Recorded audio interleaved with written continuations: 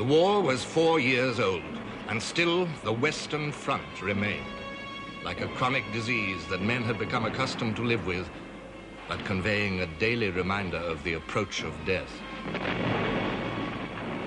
This ragged line, etched into the broad surface of the earth, was the focus of the most gigantic effort ever generated by the human race.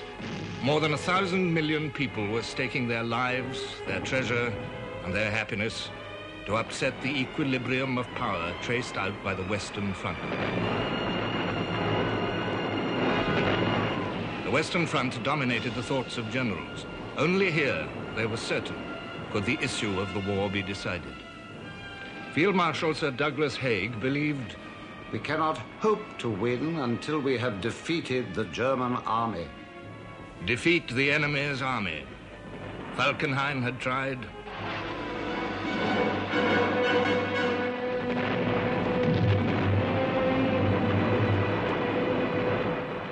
Joffre had tried.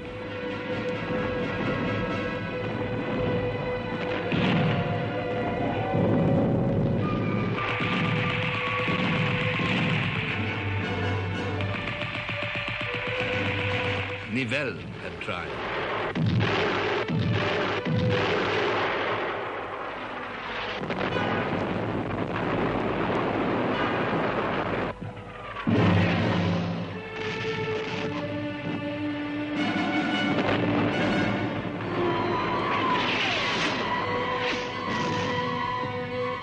Haig had tried.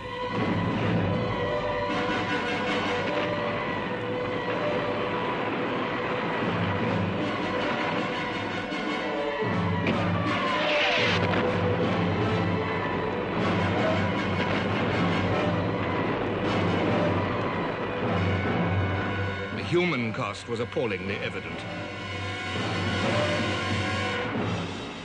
For the dead, the war was over. For the maimed, the shell-shocked, of all the armies, the war would never be over. They had been through horrors whose memory would never fade. Worse, horrors that obliterated all memories and even the mind itself.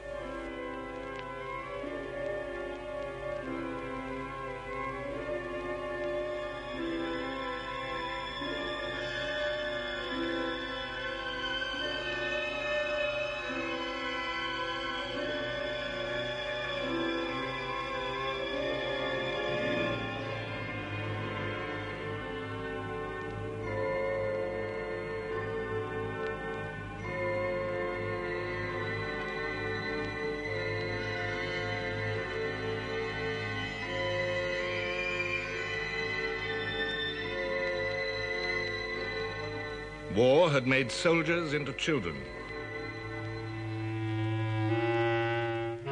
Children into soldiers.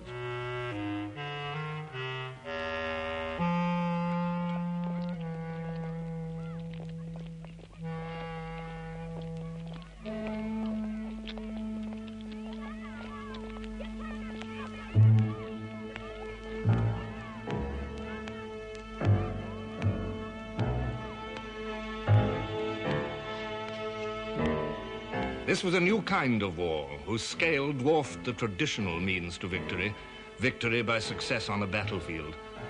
This was not a conflict of armies alone, but a conflict of peoples, peoples armed with all the powers of modern industry and invention, peoples obsessed by a vision of total victory. They wished to stand triumphant over a smashed, crushed, humiliated, and prostrate foe. Desire for total victory rode the human soul and spurred it on. The mainspring of the world's catastrophe was the mind of man. Victory lay with he who conquered it. Propaganda became the deadliest of weapons, and truth the first casualty.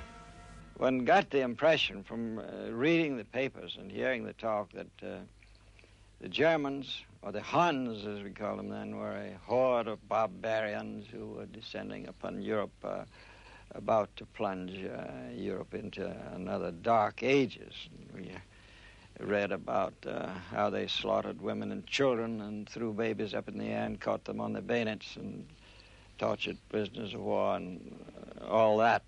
I didn't believe all that. In fact, I wondered if the Germans were barbarians of that type, if they were, why we hadn't heard more about it before this war started.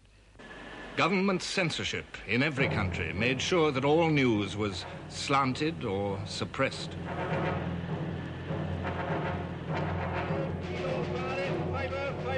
Standard, read all about it. Evening Standard, all the news.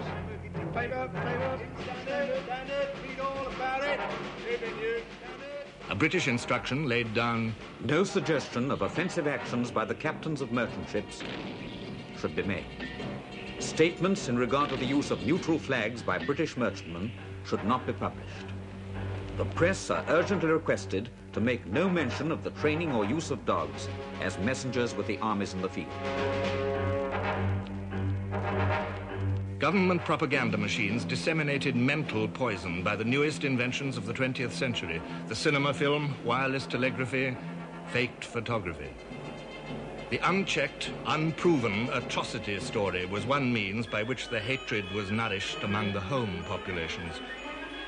The world was told that the Germans made candle grease and other fats out of human bodies taken from the battlefield to a corpse factory. And such malicious inventions were widely believed.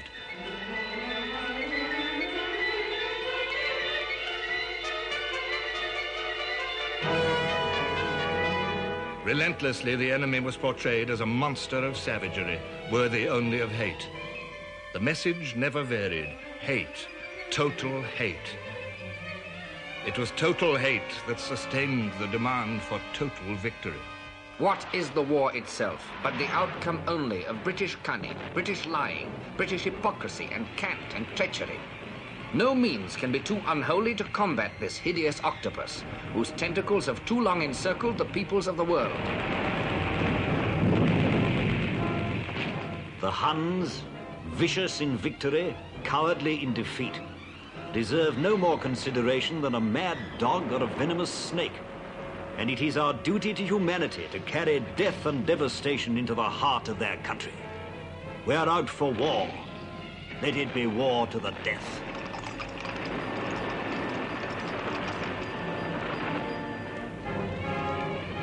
There are only two divisions in the world today: human beings and Germans.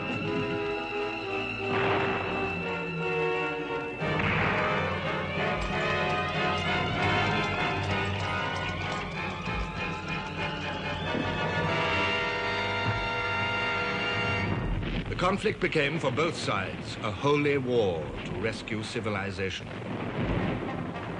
I believe in the powers of right and the crusade of civilization. In France the eternal, in the purity of our cause and the stainless glory of our flag. Such a war is a heavy price to pay for our progress towards the realization of the Christianity of Christ. But duty calls. One thing is clear: God must stand on Germany's side. We fight for truth, culture and civilization and human progress and true Christianity. Few were immune from the contagion of this universal hysteria. Even the novelist Arnold Bennett could write with sincere conviction after a visit to a war cemetery. And then a tomb with a black cross. Very disconcerting, that black cross. It is different not only in color but in shape from the other crosses. Sinister. The whole devilishness of the Prussian ideal is expressed in that black cross. Mercy, truth, and love had died, along with respect for the ancient decencies of civilization. People obediently followed their leaders and accepted without question the harsh requirements of their cause: victory by any means. Now, for the first time, the starvation of whole nations became a weapon of victory. The Allied blockade of Germany was complete. Now the Germans were eating less than half the daily food necessary for health. In 4 years of war, more than 700,000 Germans, men, women, and children, died as the result of the Allied blockade. The young and the weak suffered most. And diet consisted mainly of turnips one day and barley and prunes the next. And then it started again, turnips and barley and prunes. There was no fat. Potatoes were roasted in a little water so that they stuck to the pan. Bread got into a worse and worse state. German bread was made with grass, tree bark, turnips, or even a flour made from dried blood. Coffee was made from walnut shells, tea from raspberry or nettle leaves. There were 7,000 food substitutes in German shops.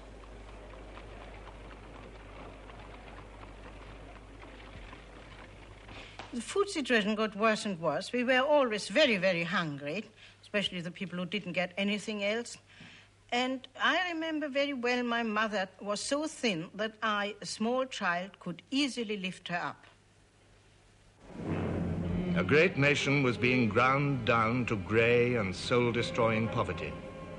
The German soldier on the Western Front was being struck at through the sufferings of his wife and children. In a forlorn attempt to break the ring of warships that was starving her industries, Germany designed and built the first submarine merchant ship in the world, the unarmed Deutschland. Before America's entry into the war, the Deutschland made 2 successful voyages to American ports. Her captain and crew were fated for the novelty and daring of their enterprise. Though Deutschland could carry limited quantities of vital chemicals or metals, but she and her sister ships could not solve the problem of the blockade. Only ruthless counter-blockade of Britain could do that. The German government announced to the world, from the 1st of February 1917, sea traffic will be stopped with every available weapon and without further notice in the following blockade zones: around Great Britain, France, Italy, and the Eastern Mediterranean.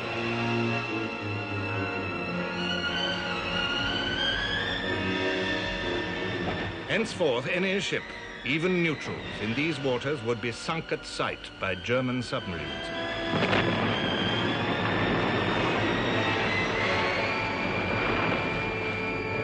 The vessel that in 1914 had been thought too frail to venture far from German coasts had now become Germany's greatest hope of victory.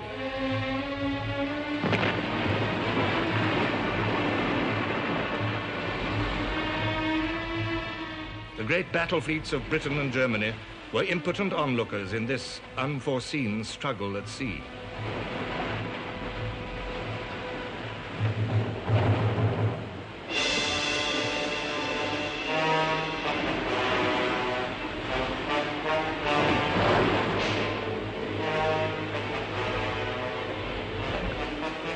There were no stately deployments into line ahead, no thundering broadsides, no victory bells in this continuous, pitiless war of starvation. 2 great nations had each other by the throat with a grip that tightened in convulsive desperation, and one must die.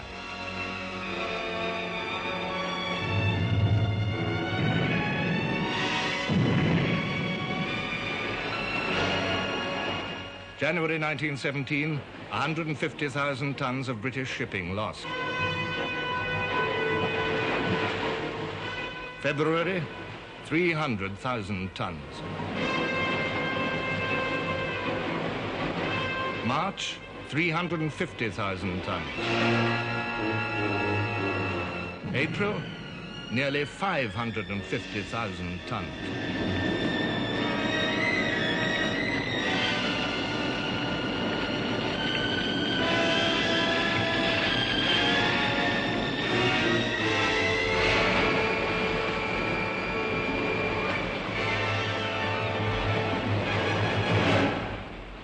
Then, slowly, month by month, the U-boat was mastered.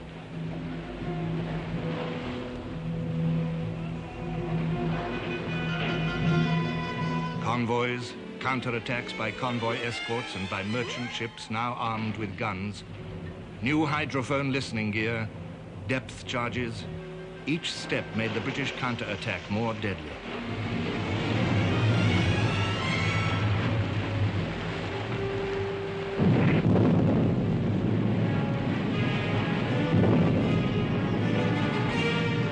Aircraft searched the seas ready to bomb and machine gun.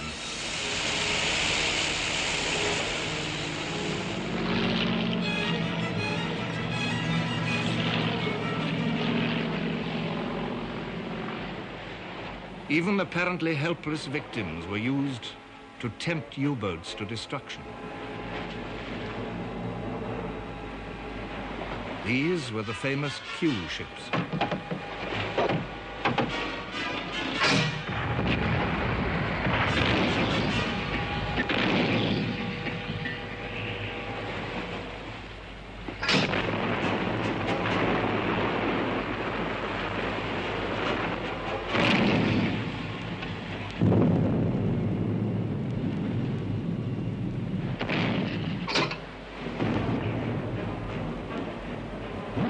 George wrote, "It was Britain's grandest struggle at sea, in its magnitude, in its intensity, in the issues that depended upon it. The battle was fought in every ocean and on every trade route. Never were the skill, the daring, and the endurance of British sailors put to so stern a test." The sea war went on. The submarines went still further afield for gain, refilling their tanks with captured oil and their galleys with captured eatables.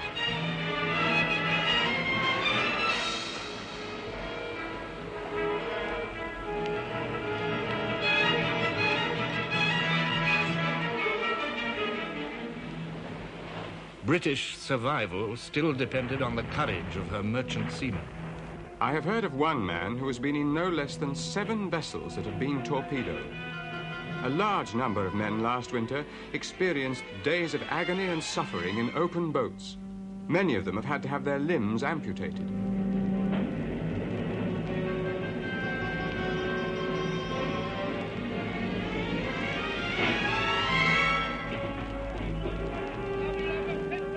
Although the British had averted outright starvation, food became scarcer and scarcer.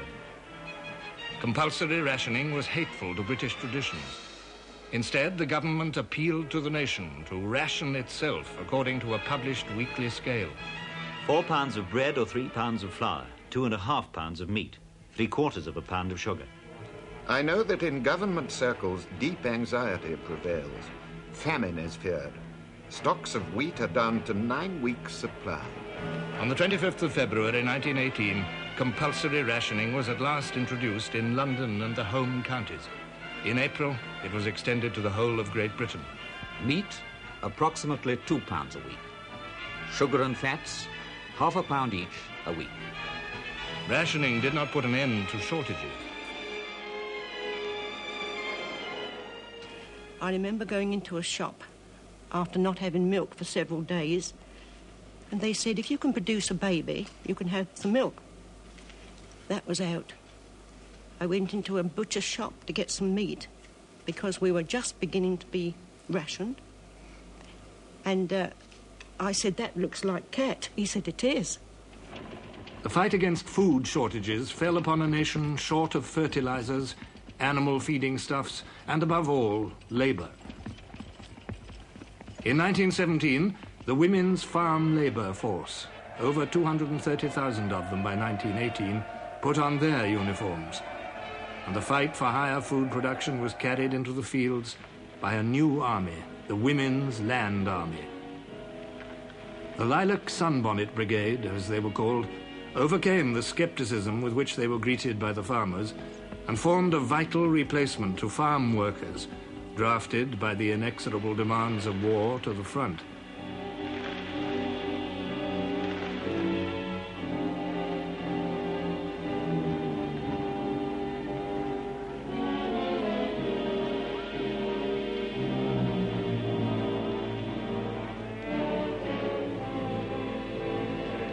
Timber, a vital commodity in a war which demanded more and more for pit props, for ammunition boxes, for huts and billets, for duckboards, for trench works, and for building, called for more and more labor.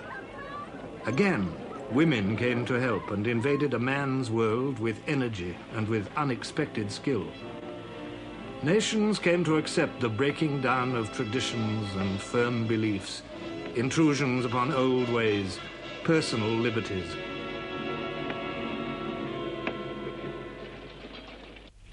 Motor vehicles, when requisitioned for government purposes, rolled impressively into military depots.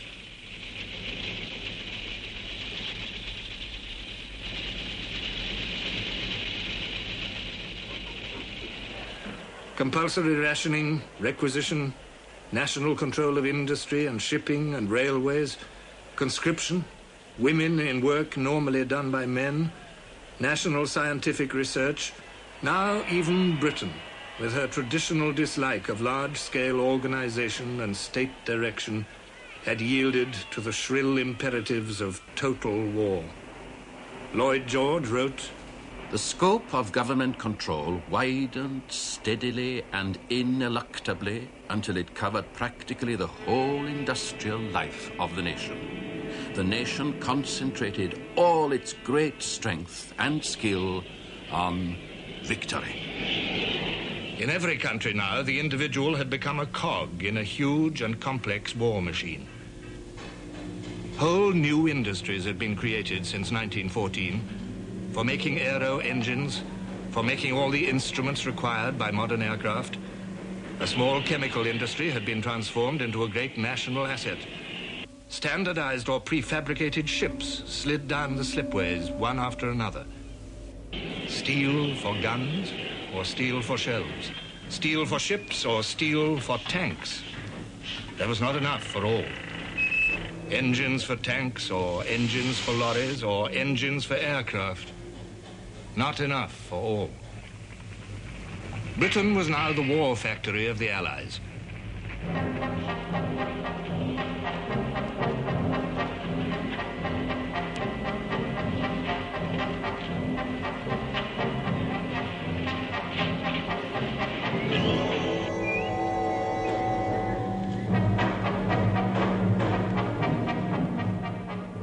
In France, the bloody losses of 4 years had drained the land of fit men. Her farms needed labor as much as her factories. France was working and striving for victory to the limits of her strength.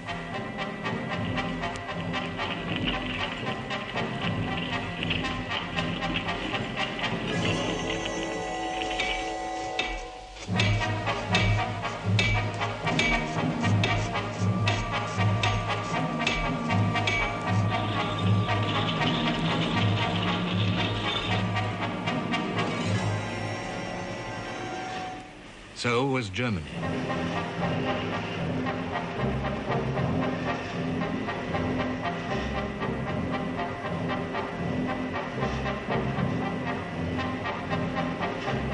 Endlessly, the trains rolled away from her factories loaded with war material. In every country, the worker was a cog in the machine. Yet often he was better looked after as a cog than he'd been in peacetime as a private citizen. This was one of the strangest ironies of total war. Factory canteens became commonplace instead of showpieces of a few progressive firms. National kitchens or restaurants were set up in industrial areas.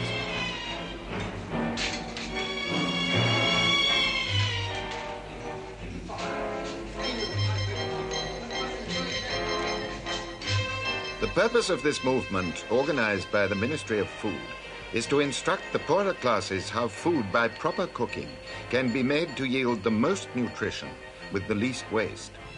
The food is distributed to the poorer residents, women, girls and boys, who come in large numbers with bowls, dishes and plates.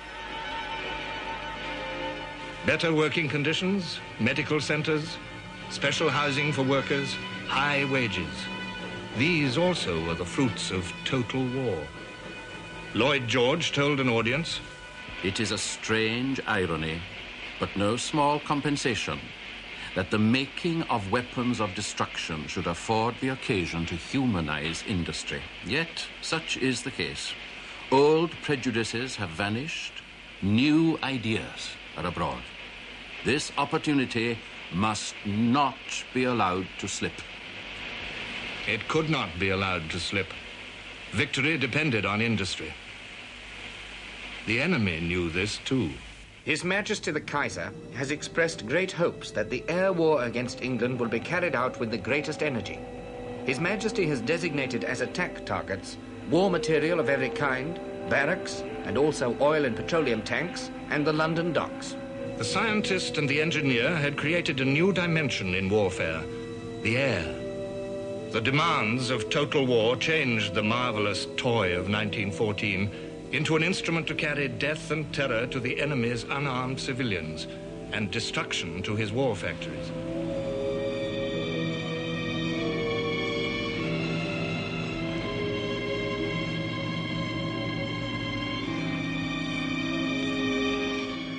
In the autumn of 1916, as many as 14 Zeppelins at a time set out for England. 200,000 cubic feet of hydrogen lifted them. The Zeppelin crews were pioneers in the upper air. Each mission was an epic of danger and endurance. For the attacking aircraft and also for the anti-aircraft guns, a Zeppelin of that size was a sitting target. About over 300 feet long, 50 feet in diameter, at a speed of 60 miles per hour. That was all. It was a very cold affair to go across to England. It was so cold that if you forgot that you didn't wear a glove at a given moment and touched any part of the aluminium structure, you would burn your fingers. And the sandwiches, which we kept in a container in the gondola, were absolutely frozen, stiff, and you had to melt part of it in your mouth until it became soft enough to be bitten off. German science gave her airmen a triumph in English skies. British science made that triumph only of brief duration. The incendiary bullet transformed a Zeppelin into a blazing funeral pyre in the sky. The death of a great airship was terrible, even to the men who destroyed it. I approached it from the stern, about 300 feet below it, and fired 4 drums of explosive ammunition into its stern, which immediately started to light. At the same time as I was doing this, one of the other pilots was flying across the airplane, across the Zeppelin from the top, over the top. And to his horror, he saw a man in the machine gun pit on the top of the Zeppelin run to the side and leap overboard. When I looked up and I saw that this Zeppelin had been picked out by the searchlights. Then there was a small glow which gradually spread the whole length, and afterwards the thing burst into one big conflagration. There was a gasp of, I don't know whether it was abhorrence or whatever it was from the people, very much like the sound that one would get when there's a big firework display. And as it came down, very, very slowly, I heard my mother say, "Oh, those poor men up there." But there was an old Boer War veteran next door who said, "Let 'em frizzle." And so it came gradually down. But someone, I don't know whom, took up, started to sing the Land of Hope and Glory, and it was taken up one after another by the people that were congregated there, until it seemed to, the whole place seemed to be resonant with this singing.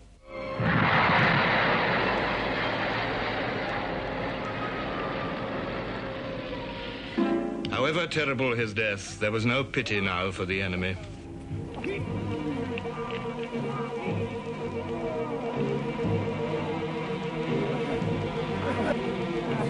Since an airship raid on London has become impossible, the air service is required to make a raid with Gotha bombers as soon as possible. On June the 13th, 1917, 14 Gothas took off on the first daylight bomber raid on London. Twin-engined aeroplanes, each carrying 1 ton of bombs. Out of science and total war, strategic bombing had been born. Wherever an aircraft could fly was now part of the battlefield. Great cities resounded to the roar of the barrage. Each raid left its tragic human litter. 162 dead and 432 injured in London in June, 54 killed in August. The British public was moved to deep anger. Anger at a new and terrifying ordeal. Anger at the feebleness of London's defences.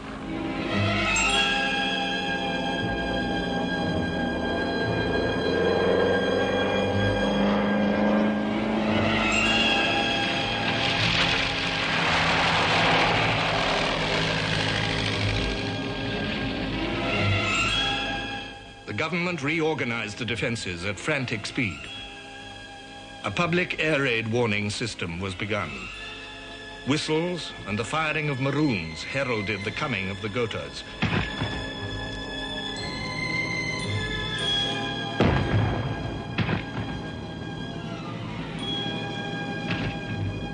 Bugles sounded the all clear. In the autumn of 1917, the Gothas flew by night.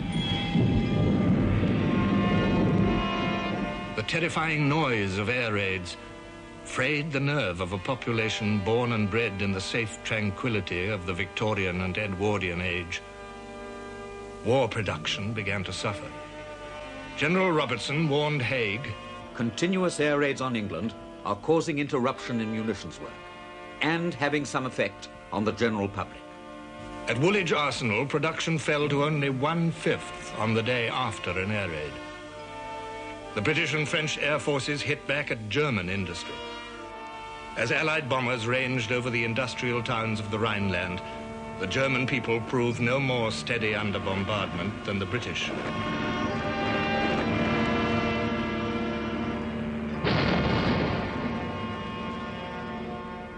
Everybody was frightened. We had to go to the cellar, and we had no electric light in our flat. All clothes had to be put on a chair so that one could dress in no time, as quickly as possible, and rush down to the cellar where the whole house met then. Air raids occurred on cloudless nights mainly, and we heard the planes coming, we heard the anti-aircraft guns, and everybody got more and more frightened. The bombers turned cities into a battlefield strewn with dead or maimed civilians, women, children. There were no non-combatants in a total war. Everyone was drawn in. Everyone was doing their bit. The war was insatiable.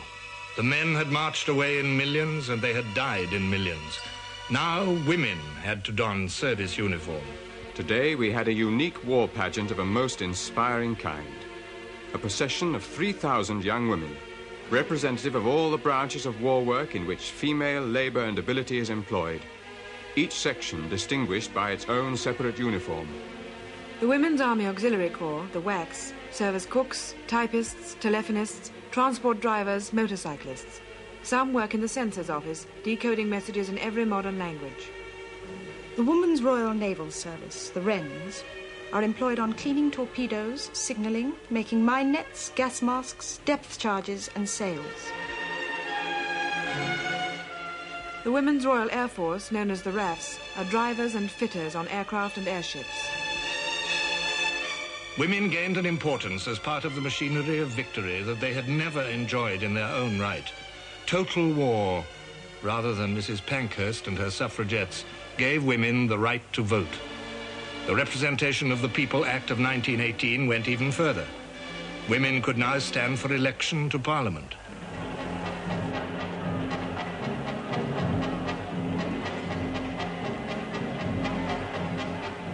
Everywhere, the most ancient of privileges and prejudices were swept away by the ruthless insistence of the struggle for victory. The needs of war, so simple in 1914, so demanding by 1918, had been met by the scientist and the engineer. The small of 1914 had become mighty. The few of 1914 had become many.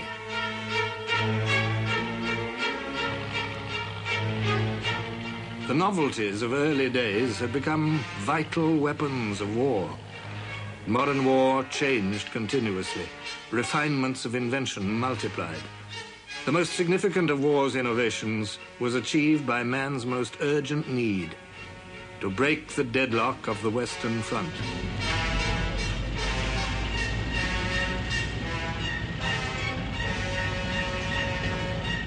The glowing hatred of the nations put no bounds to the ingenuity and horror of their inventions. Gas that choked was not good enough. In the summer of 1917, a new gas appeared. It had a faint smell of garlic, some said, or of mustard. It was an oily liquid which evaporated very slowly. And because it had such a faint smell, the troops tended to take no notice of it. And when they did feel their eyes smarting, they were too late. It was a dreadful substance. If they got it on the soles of their boots, it would go through and burn their feet.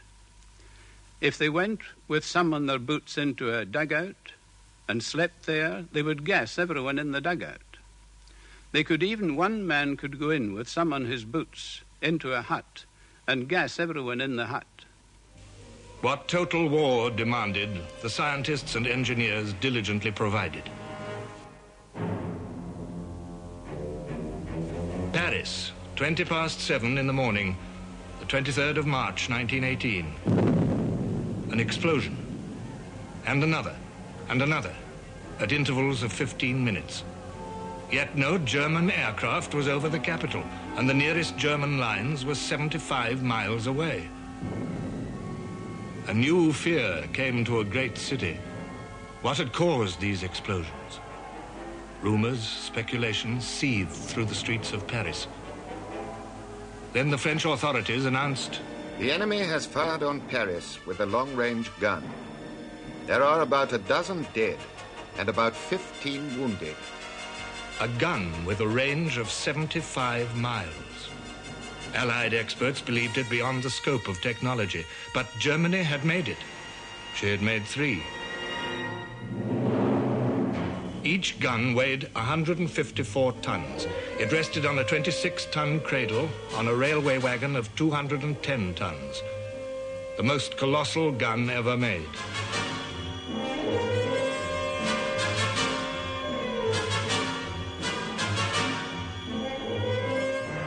When the huge French railway guns began to counter-bombard the Germans, this war of artillery, this war of technology reached its fantastic climax. The city and the trenches shared the same conflict. Man cringed beneath the weight of the horrors he had created to gain him victory. Yet victory belonged to no one. The horrors to everyone.